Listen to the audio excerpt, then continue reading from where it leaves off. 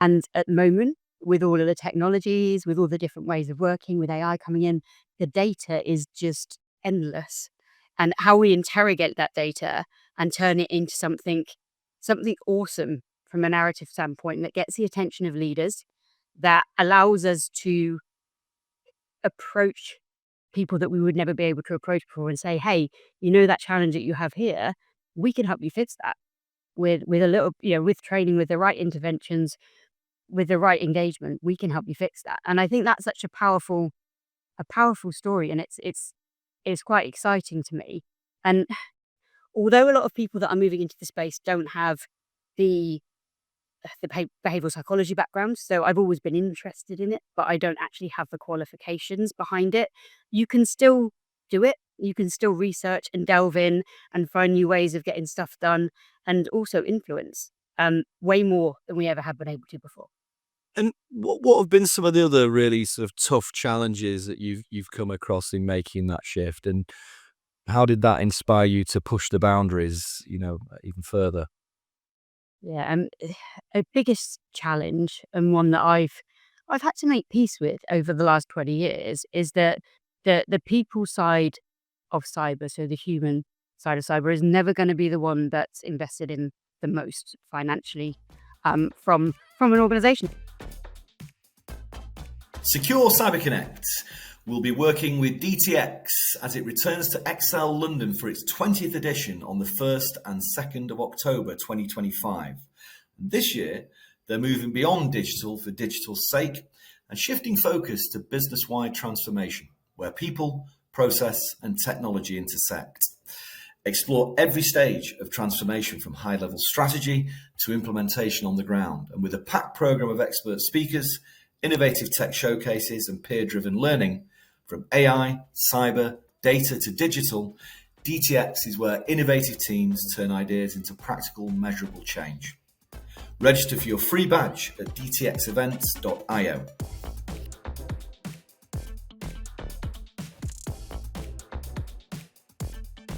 This is the Secure CyberConnect podcast with Jay Adamson and Warren Atkinson, where we're joined by information, cybersecurity, technology and talent acquisition professionals who share their journeys, unique perspectives and offer advice and guidance.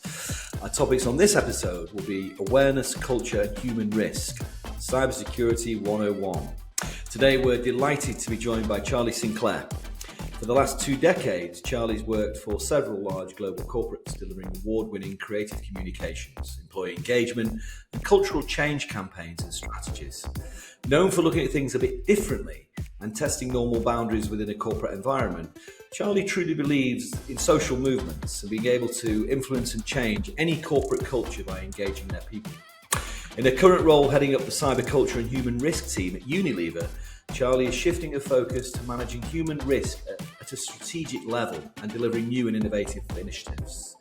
Using her experience and learnings from her career in companies such as Vodafone, O2, Aviva, and of course now at Unilever, Charlie's been able to drive forward sustainable change and embed ethical and secure behaviour into employees, creating cultural shifts that last. Charlie, welcome to the Secure CyberConnect podcast and thank you for joining us today. Thank you for inviting me. It's my first official video podcast that I've been on, so I'm quite excited about it. Excellent. Well, we always kick things off by just asking our guests to give us a very brief, high-level overview on some of the key themes that we'll be talking through on the episode. Okay, perfect. So what I think I'm here to talk about is how I've established and run teams over the last couple of decades, some of the ways that we've moved from education and awareness into much more of a human risk base, but the journey is still young. However, I have watched back through quite a few of your podcast episodes and I reckon we could go anywhere. So who knows? Let's see. Absolutely. So a couple of icebreakers is typically we always ask our guests if they could maybe shine a light on something that they may be proud of, excited about, really anything that maybe LinkedIn doesn't typically show on your profile. Yeah, perfect. So with LinkedIn, there's probably not much on my profile. I'm really, really pants at LinkedIn. I don't spend a lot of time updating things, doing stuff, putting articles and content on there. So I think what I'm most excited about is the shift that's happening. So when I first started in this space, it was more the basics. And where we are now is it's turning into a discipline all of its own, bringing in sort of science and lots of other avenues as well.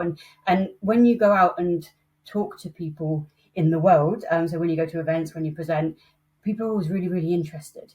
And it's really nice to have an area where people are excited about what you do, as well as you being excited about what you do. Typically, was there any particular point or sort of pivotal moment, maybe even a challenge that you faced at some point in your career or your personal life that specifically shaped your views on cybersecurity? For me, not being a cybersecurity expert has been both a blessing and a curse. So my background is internal communications. I started off as a first role being a business partner to fraud, risk and security at Vodafone. And the point in my career that made me realise that what I had was almost a superpower was when things started to get really, really complex in cyber. You have to be able to translate and turn things that other people find their day-to-day stuff into something that everybody else can understand as well. So that's been huge for me in terms of how I've adapted my career along the way. And you started in the days of phishing sims and compliance comms. What did awareness look like back then? It was so much simpler. I mean, it was something that you could do fairly easily. There was an information security policy. You had to communicate that policy out to people via a mandatory training course, and you had to do an occasional phishing sim that didn't really necessarily mean much back then because people didn't get it. It's changed a lot. It's really changed a lot in terms of how people have to see the risk that they potentially bring to the organisation, but also in how much we're attacked now compared to how we were back in the day. So I mean, it's a whole new game now. And one thing that I always try and say to the people that I work with, the guys in cyber that have this amazing technical knowledge, is actually it's all down to people being savvy and having that spider sense and making the right choice at the right time. You can send phishing tests weekly, and it's not going to make any difference if people don't understand the why behind it. I certainly agree with you. Organisations are rushing out, deploying solutions and resource partnering with external providers, and they're really missing the mark because they're not going for that feedback loop with their internal teams and communicating effectively the why. And digging a little deeper into that, what are some of the biggest shifts that you've seen in how organisations approach awareness and, of course, culture today?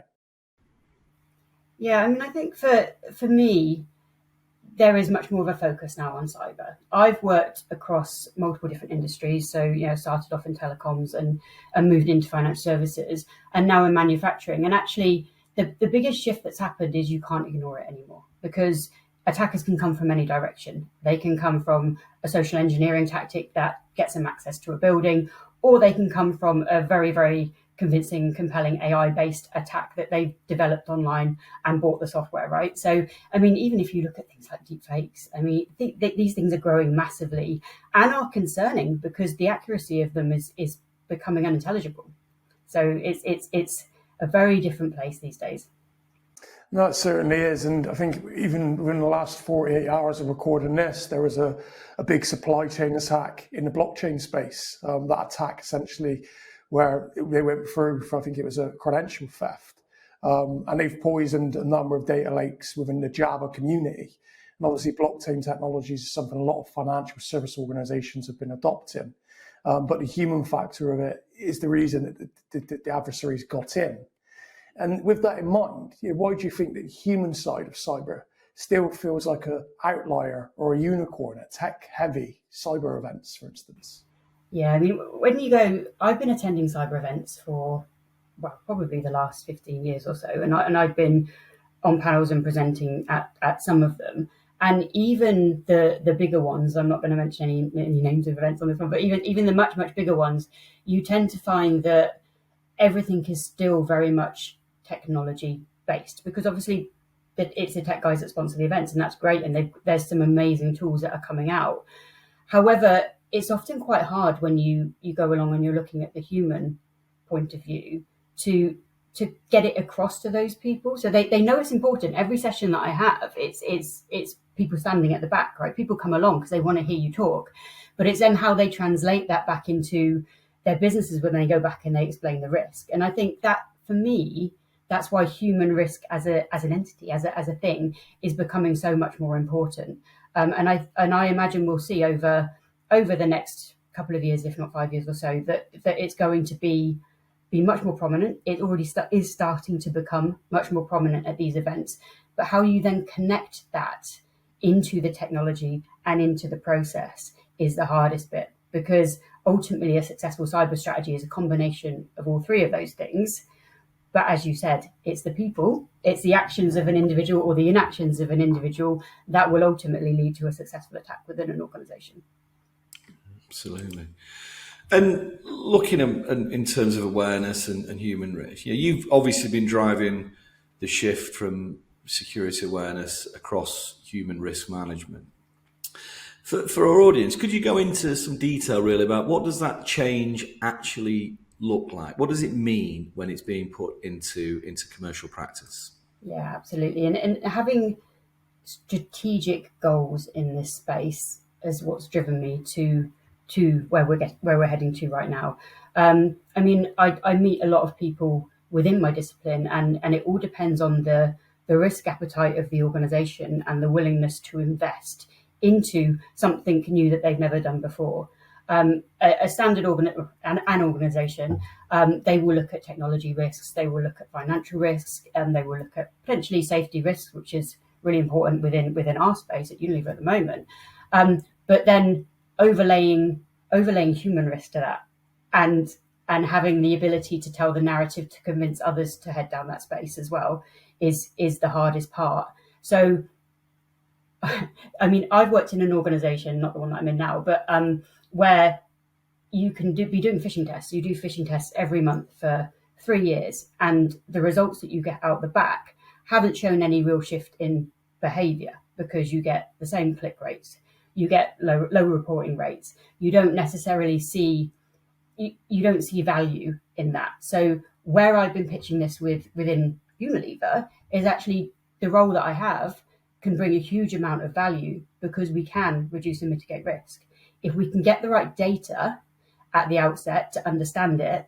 And at the moment, with all of the technologies, with all the different ways of working, with AI coming in, the data is just endless.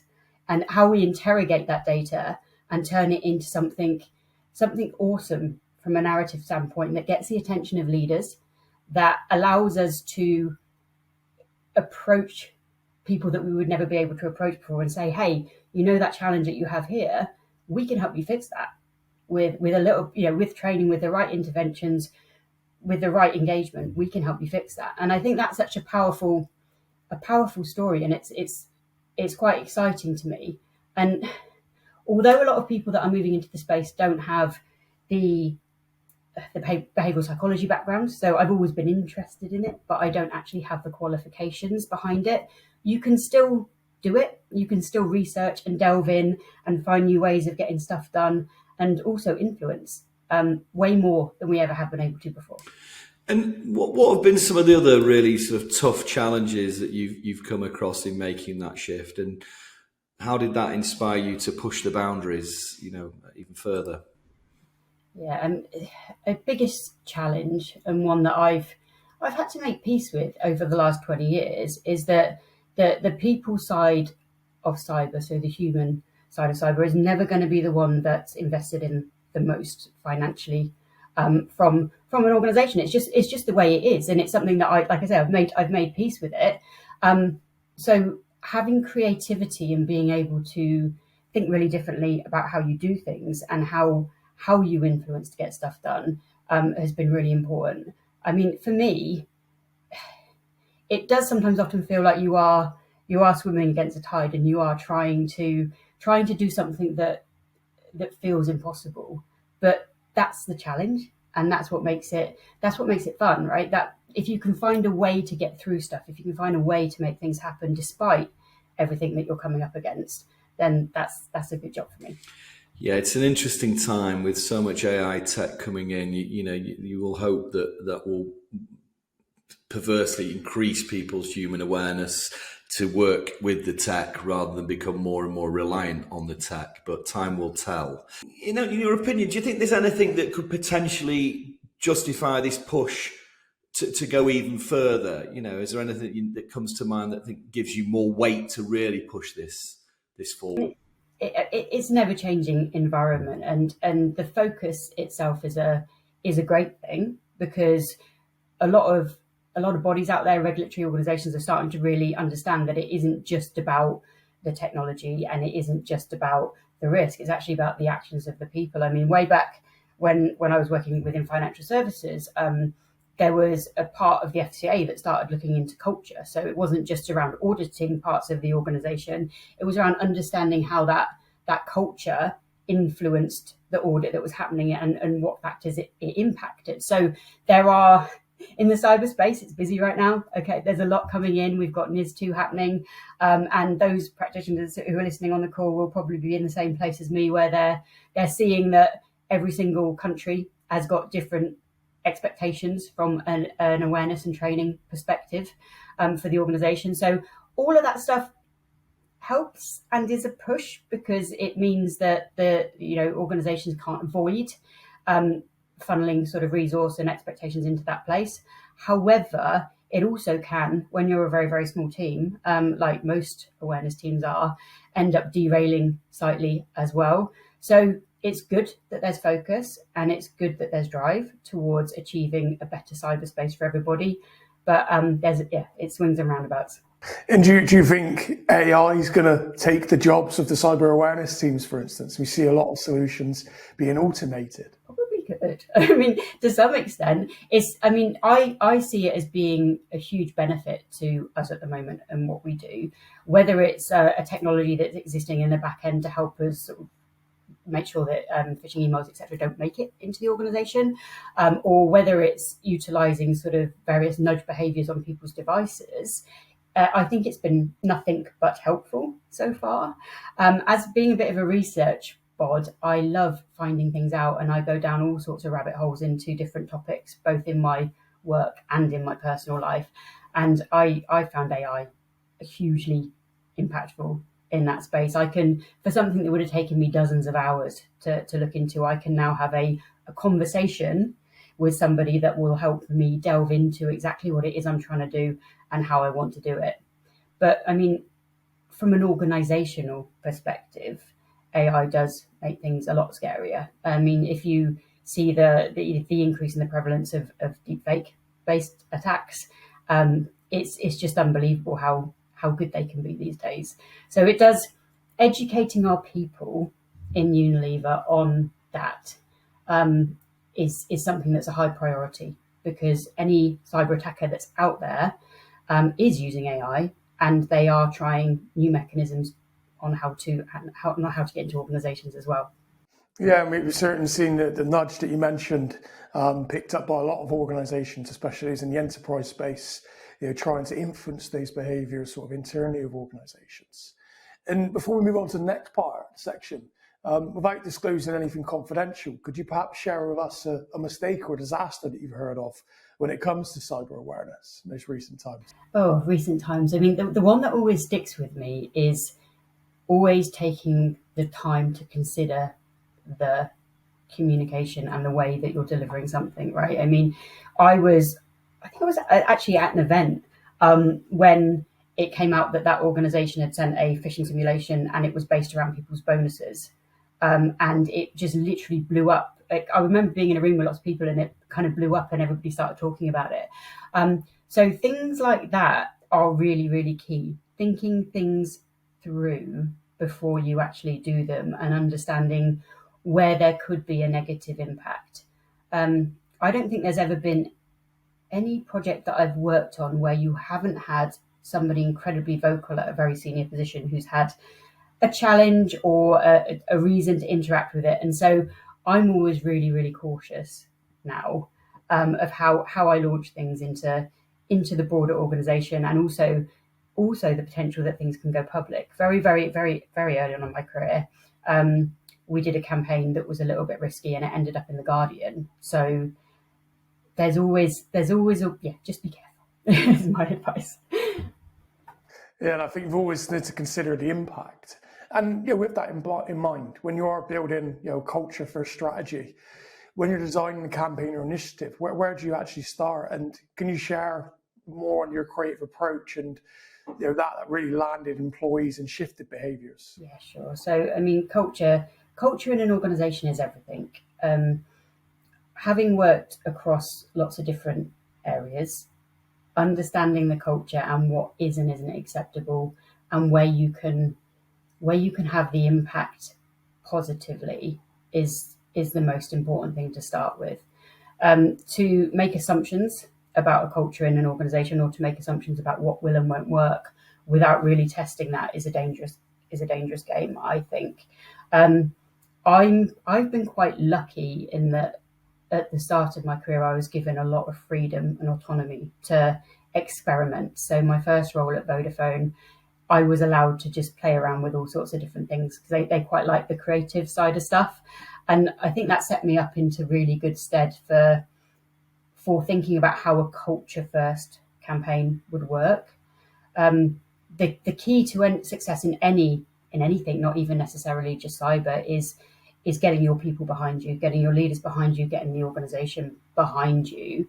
Things like champions networks are something that I really hold dear to my heart, because the power is in the people, and you can actually make so much happen through an organisation with the people on board. I remember way back in the day at Vodafone, we had a network of over 600 people, and whenever I wanted to launch a campaign, I would just enable the network, and it would launch across the organisation incredibly quickly and much more easily than having to wait for our slot on the global comms calendar. So stuff like that is good. So yeah, think about what's going to have impact in a lasting way, but also in a positive way. And there are loads of examples over the years, but taking the culture of the organisation into consideration is key. So, to give you an example, at the moment within Unilever, a lot of organisations use characters. We have some characters that we introduce that represent our key risks, but instead of just having characters and using them in stories and narratives, what actually we've done is taken a bit of inspiration from the Gremlins film. So we have both our bugs and our bots, and the bugs are the threat before it's actually become real. And then it's only when something happens that it becomes the bot and it becomes a much more serious thing.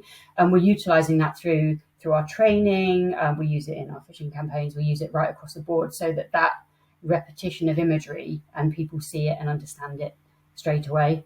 One of my favourite ones was when we turned all of our entrances into our buildings into nightclub entrances, because we had a challenge with people not wearing their passes when they entered the building. So it was a big thing for us that we made sure that people wore their passes all the time, so that they could be recognised by anybody.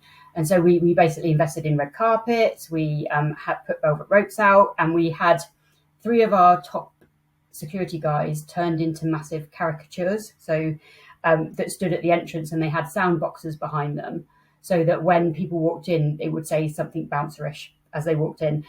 So it was quite a nice, memorable thing for people to see and stick in their head, so that every time they walked into the building from that point onwards, they would then have that same memory that would come up. Well, I love that. Very creative. And as you talk, we can see the passion coming through, and I know that translates into the business as well. So, Charlie, we see quantifying, the human risk, something as a challenge for organisations, especially when you're getting that board buy-in. They want to see that what that is, that measurable return on investment. So, how do you measure success beyond it being a box-ticking exercise? And how do you know that culture is changing? Yeah, absolutely. I think you don't do it via a lot of the standard metrics and mechanisms that teams like mine have used before in the past. There are so many opportunities now to gather data in both qualitative and quantitative ways that show the culture of the organisation. I do think things like surveys, whether they are just very, very quick ones that happen as part of a group going out and asking people, are quite powerful. But I also think in the human risk space, there's a lot of underlying data points that you can use that will help give you a good understanding of of the culture, of what people think, believe and do, without having to necessarily specifically talk about the cyberspace. But there are tools that we use that are really powerful from a nudging standpoint, and the data points that we get from that, though they aren't infiltrating into anyone's lives or they aren't collecting anything that that would be considered personal, they help us understand what we can do and how we can implement certain communications or changes in policy that will help people lead a much more of a secure day-to-day life at the organization. So it's powerful, and I'm not saying that I still yet know where we need to go with it. So we're about a year and a half, 2 years into start trying the shift towards human risk, and we don't necessarily have that nirvana of all the data points that kind of tell us the great things that we need to know. We know they're there, but we just have to find a way to translate that into a really strong narrative for both the organization and for my team, so that we can focus our efforts on the right things. So we've talked quite a bit already about mindset, and I think we're all aware it's all fine and dandy having policies and lots of training and, of course, all the right tools and tech, but ultimately security is undoubtedly mindset, behaviour.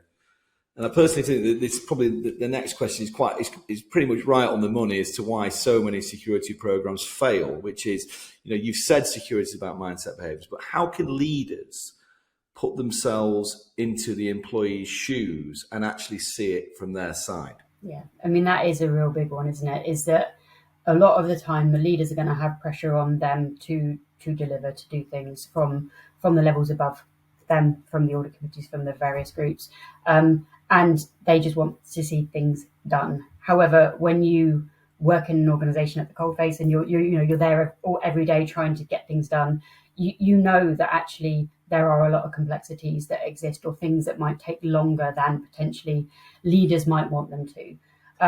And the biggest thing that I can always say to leaders is that, your people aren't trying to make things complicated. They aren't trying to be difficult. There are lots of processes that exist within large organizations that are hard.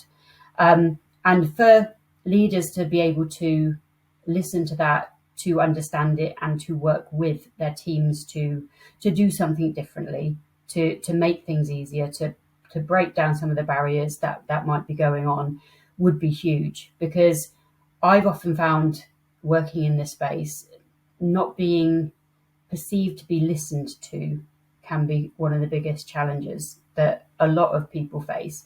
If they explain to a leader that a thing that they've been doing on a regular basis for many, many years doesn't work, but nothing changes, right? I mean, a powerful organization and a powerful leader is someone that hears you and wants to try and fix the things that you're finding challenging in order to make your life easier, rather than just accepting it and going, well, you just have to carry on doing that same thing again and again. You'd be amazed how many fantastic ideas there are out there amongst teams in the organizations that just want a chance to have a voice. So that would be how I would think leaders can connect better into it all and help create a more secure organization. Yeah, absolutely. And you've spoken previously about grapevine channels or champion networks as such, and who can spread the message and sense emerging issues and generally carry the culture throughout the organization. What makes them effective, as effective as they can be, and what are the challenges, I guess, in sustaining these?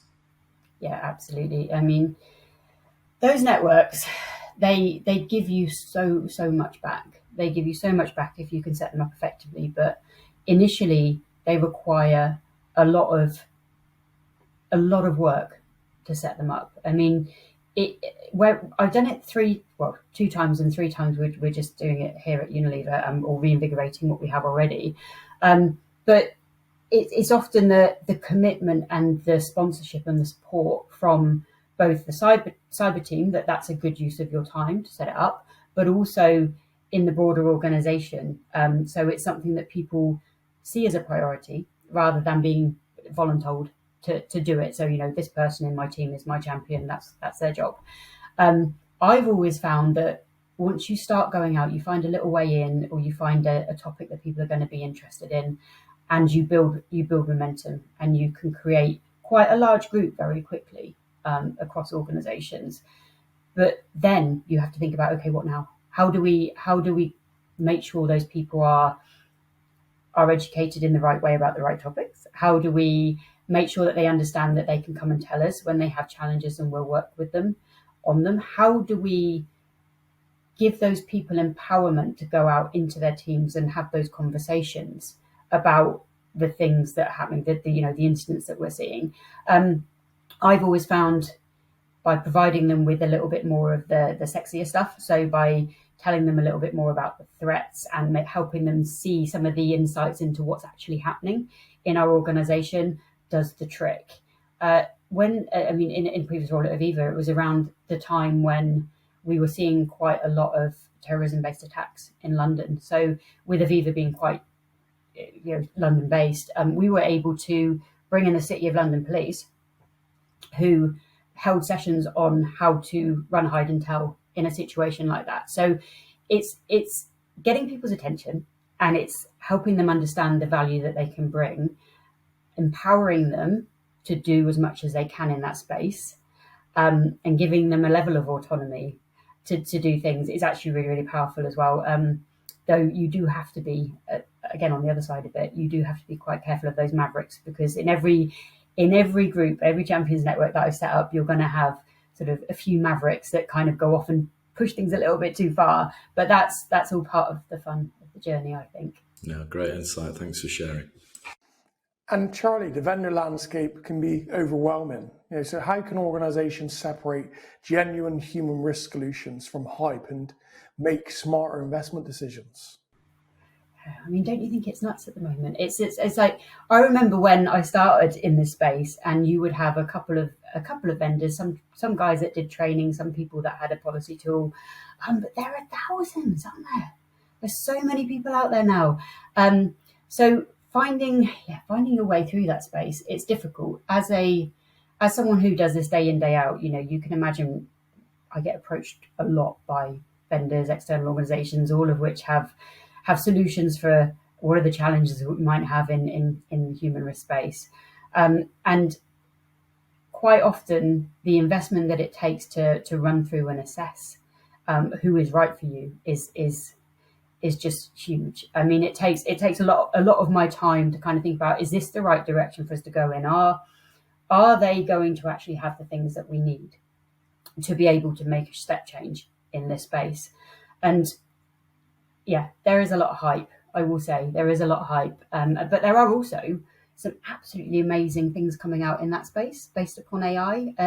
If you think about the organizations that have been around since I've been doing this, which is a long time, who've had to develop along a journey at a pace, and like go back and start to look at some of the threats and then work out how they're going to do it going forwards. You've now got sort of these new startups coming in that are using all of the knowledge that these previous vendors had to gain, and they're starting from here. So they're using AI, they're using technology, they're finding interesting and innovative new ways to sort of get into people's minds and to make the change. So it's both a frustrating space right now, but there is also a lot of promise, I think, within the vendor space. Certainly a lot of opportunity out there. And we touched upon it a moment ago, but with AI-driven startups and threats like deepfake and, of course, AI-powered insider risk, for instance, how should awareness and cultural teams evolve their strategies, especially those that are particularly under-resourced? Yeah, it's picking the things that will give you the biggest return on the investment that you put in. Being brave enough to suggest new ways of engaging both the organization and leadership is quite important, because the threats that we're seeing are changing on a daily basis, and you cannot expect the organization, the leaders, the employees to keep up with that. So there is a lot of looking into and thinking through, how do I actually do something worthwhile here that is going to take all of this noise and all of this complexity and all of these different things that are happening out in the bigger, broader threat landscape, and then turn it into something that my organization will listen to and will use and will take to heart to keep their mind in the right place. It is really, really interesting, and I do love being in this space at the moment, because it's never been like this before, and probably will never be like it again. Certainly. And we look at events such as DTX, the Digital Transformation Expo in London. One of the biggest benefits of these events is peer-to-peer learning. Certainly facilitates the opportunity for cross-sector collaboration. So from your perspective, what conversation do you hope to spark with leaders from government, energy, and of course, private industries? Yeah, I love coming to events like DTX, particularly because you have that time and space to have those conversations with people. And everybody there, although they may not be doing what I do in human risk, they may be a CISO role, they may be doing something more in the technical side of things. They all have important insights that are incredibly valuable to me. And every conversation that I have brings value or opens doors to different things. I mean, even over just coffee. I find the coffee space really interesting, because you have people that kind of walk around and they look a bit unsure, and you start a conversation with them and you actually find out that they have some amazing intelligence and knowledge that you can take with you when you leave. I do still find those events are quite interesting for me, because I'm a bit of a unicorn, and because you don't often find a lot of awareness people that go to them. And it's mostly probably because we're all so busy doing things in the organisation that we don't really have that much time to go to these things.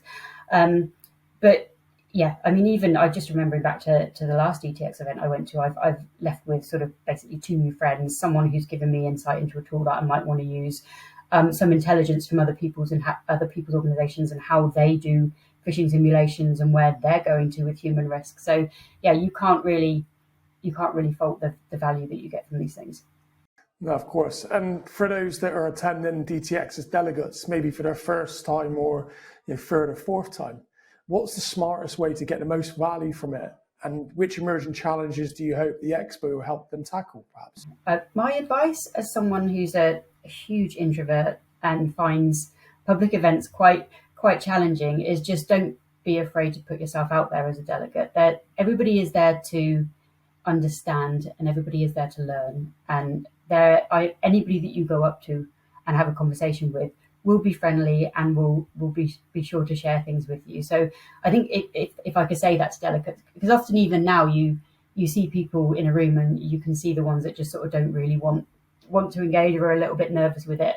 So yeah, just put yourself out there, have those conversations, try and get yourself involved in some of those topics that you may not necessarily have seen before. I mean, I always try when I go to an event like DTX to go to some of the more technologically based sessions, because I'm not a technical person, and I think it's useful for me to expand my knowledge. I always find the panels in particular fascinating, because you're getting a lot of different views in one space at the same time. No, that's brilliant. Appreciate you sharing. And of course, you're going to be speaking at DTX London. What excites you most about being on stage, and what's the one key insight you want attendees to walk away with? Yeah, I think I alluded to that in my previous question. It doesn't really excite me to be on stage. I don't like it. I don't like it at all. But I do it because I know that it's good. It's good for me, and it's good to share perspectives and to hear other people's perspectives and questions as well. So I mean, that's the biggest thing for me. Is it's not exciting, but it's good and great fun to go along to. No, that's great. And for our audience that are tuning in, there may be females, women, for instance, that are listening, considering a career in cyber. Could you share a little bit more about your role, 3 pros and 3 cons of working in that vertical within cybersecurity, with a view to help to inspire others? Yeah, I mean, I think for me at the start, being a female in cybersecurity was a much bigger thing than it is now. Certainly within Unilever, we have a huge range of really high top female talent right across the cyber organisation. In terms of my space, it certainly is an opportunity to build a career that's really diverse and that you can take in so many different directions. I mean, just this week we've been interviewing for new roles in the team, and actually people are always amazed by the breadth of the things that we cover within the cyber culture, the human risk space. This part of the cyber organization is something that touches everything else. You work with every single team within cyber. You have a level of understanding of all other parts of the cyber industry. So you've got the option to go wherever you want as well. But you also then go out into other parts of the organization so much more. So you build your relationships with your business integrity teams, your legals, your privacy teams. And so the opportunities are endless in this space at all. And for you, I suppose individually, and I guess in terms of where you're at with regards to your current role, what does the sort of future hold for yourself, Charlie? What's next for you? What does the future hold? I would love to do some kind of a behavioural psychology-led qualification, or have the opportunity to delve into that space a lot more. I actually do believe that the whole human risk space is going to it's going to grow massively. So ideally, what I would like the future to hold for me is the strategic elevation of this within an organisation, hopefully Unilever, but that where I can start to think about human risk across multiple disciplines rather than just cyber, and actually build a picture of how you engage your organisation at an individual level into the right culture. That would be the ultimate goal for me as a future career move. But otherwise, it's really just work-life balance and trying to build a really strong and happy and successful team within human risk. Absolutely, yeah. Well, it's definitely, as you say, an incredibly important area of any business, and we wish you the very best of luck with that. For all our listeners who want to stay connected with you, beyond the episode, is there anywhere else they can reach you outside of the classic LinkedIn profile, for example? You'll be very lucky even to reach me through LinkedIn. I think I've got messages on there that I've not replied to from about 4 months ago. So sorry if you're one of those people. I mean, I don't really have a lot of other social channels. I like to try and sort of step away from that sort of stuff when I'm outside of work. I mean, obviously you can find me on LinkedIn if you want to have a conversation. I'm always happy to. I do mentor as many people as I can who are starting out in their cyber careers. So if you fancy a chat, if you want to try and make a bit more sense of everything I just spoke about, then please do feel free to reach out. Well, Charlie, it's been an absolute pleasure listening to you, and it's been a vitally important and hugely insightful area of cyber that I think Warren and I, are undoubtedly, going to do much more conversations on as it becomes so paramount.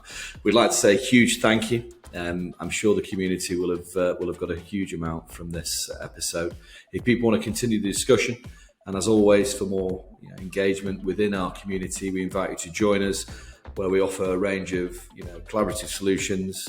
Technology and security professionals are welcome at no cost, and that includes expansive community access, mutual mentoring, online networking, and exclusive interviews such as this, with panel discussions, live events and masterclasses coming throughout 2025 and beyond.